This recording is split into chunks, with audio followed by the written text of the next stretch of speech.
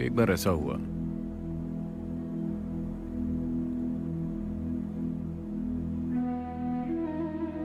कि गौतम बुद्ध, क्या आपने सुना है उनके बारे में? सभी ने गौतम के बारे में सुना है। So, उनका नाम बुद्ध नहीं है, उनका नाम है गौतम सिद्धार्थ। वो एक बुद्ध बन गए। वैसे वो दुनिया के इकलौते बुद्ध नहीं हैं। हजारों बुद्ध हो चुके हैं और आज भी हैं। तो गौतम एक दिन सुबह लोगों के एक बड़े समूह के बीच बैठे थे। सुबह सुबह, मतलब कि इस समय से भी पहले, एक आदमी आया और आकर पेड़ की आड़ में खड़ा हो गया। वो आदमी बहुत बड़ा भक्त है। वो राम का भक्त है। आप राम के बारे में जानते हैं? रमी नहीं, राम। राम भारत के प्रमुख देवताओं में से एक हैं। अगर आपको पता न हो तो भारत में हमारे पास 33 करोड़ देवी देवता हैं।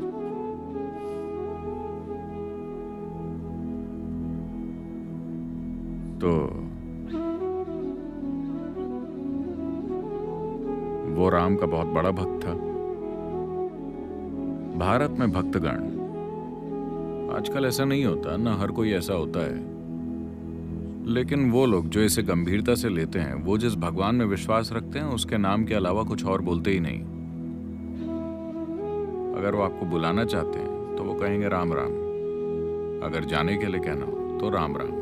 अगर उन्हें कुछ चाहिए तो राम राम। राम के सिवा कोई और शब्द नहीं। कपड़ों पर भी राम राम छपा है। वो बोलते भी राम राम हैं, वो जीते भी राम राम हैं। वो अपनी पूरी जिंदगी भगवान को समर्पित कर देते हैं। आप स्मार्ट हैं, आप वैसे नहीं हैं। आप भगवान को इंश्योरेंस की तरह रखते हैं। कहीं अगर कुछ गड़बड़ हो जाए तो मैंने भी अपना प्रीमियम भरा हुआ है।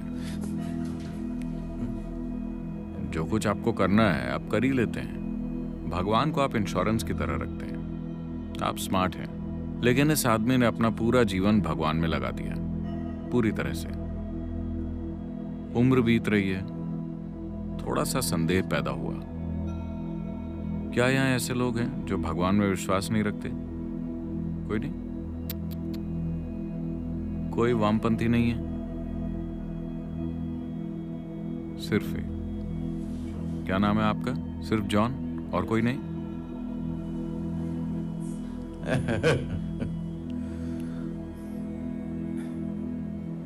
तो थोड़ा सा संदेह पैदा हुआ। वो जानता है कि भगवान है, बस छोटा सा डाउट। मान लो कि भगवान नहीं है, तो मैं राम राम जप कर अपना पूरा जीवन बर्बाद कर रहा हूं। ये डाउट आपको तभी होगा अगर आप अपना पूरा जीवन लगा देते हैं। आप हफ्ते में सिर्फ 10 मिनट लगाते हैं तो आपको ये डाउट कभी नहीं आएगा।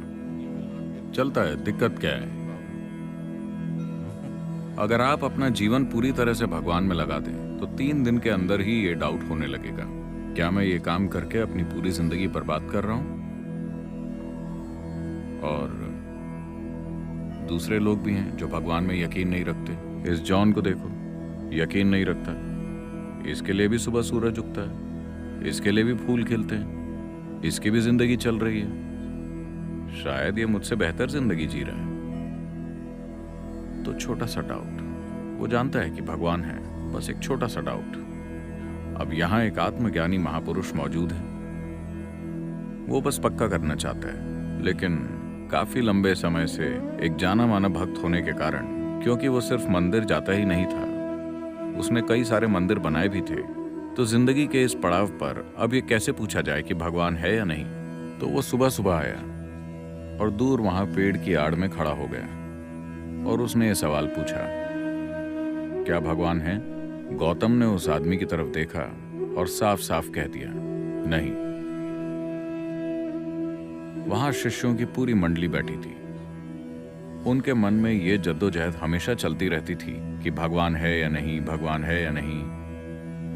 उफ, अब जाके राहत मिली।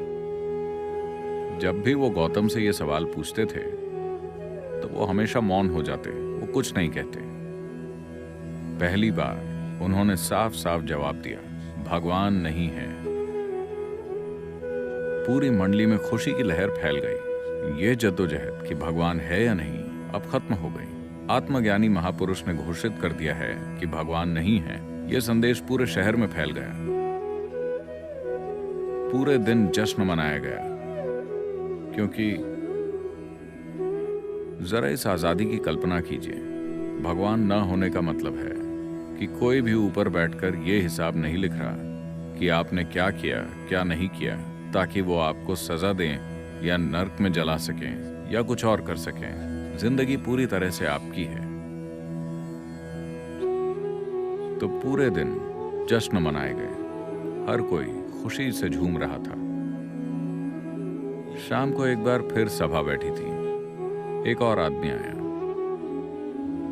वो भी दूर पेड़ की आड़ में खड़ा है। यह आदमी एक चारवाक है। चारवाक यानी भारत में कुछ ऐसे लोग हैं जो चारवाक के नाम से जाने जाते हैं। ये चारवाक पूरी तरह से मटीरियलिस्ट होते हैं। ये किसी और बात पर यकीन नहीं करते अपनी आंखों देखी के अलावा। शायद यही इकलौती संस्कृति है जो इसकी छूट देती है। आप देखेंगे कि बहुत से धर्म प्रचारक भगवान का संदेश फैलाने के लिए गांव-गांव जा रहे हैं, और भगवान के न होने का प्रचार करने वाले भी गांव-गांव जा रहे हैं और लोगों से बहस करके ये साबित कर रहे हैं कि भगवान नहीं है। शायद यही इकलौती संस्कृति है जो इसकी इजाजत देती है। बाकी जगहों में तो वो मारे जाएंगे। अगर आप चाहें तो भगवान का प्रचार कर सकते हैं, और अगर चाहें तो उनके न होने का। यही सच्ची डेमोक्रेसी है ना? ऐसा हजारों सालों से चलता आ रहा है। लोग गांवों में जाकर बहस करते हैं और साबित करते हैं कि भगवान नहीं है। तो ये एक एक्सपर्ट चारवाक है। आपका विश्वास चाहे कितना भी पक्का क्यों ना हो, अगर आपने 10 मिनट उससे बात कर ली तो वो साबित कर देगा कि भगवान नहीं है। हजारों लोगों को वो यकीन दिला चुका है कि भगवान नहीं है, भगवान नहीं है, भगवान नहीं है। उम्र बीत रही है। थोड़ा सा संदेह आ गया है। मान लो कि भगवान है। जब मैं वहां जाऊंगा तो क्या वो मुझे छोड़ देंगे? और ये सारे भक्तगण कहते हैं कि उनके पास टॉर्चर करने के लिए हर तरह के औजार हैं। चूंकि मैं ये साबित करने में लगा था कि उसका अस्तित्व ही नहीं है, वो शायद मुझे ज्यादा ही टॉर्चर करेंगे। वो जानता है कि भगवान नहीं है। उसने हजारों लोगों को साबित किया है कि भगवान नहीं है। बस थोड़ा सा संदेह है। अब एक आत्मज्ञानी महापुरुष मौजूद हैं। वो पक्का करना चाहता है।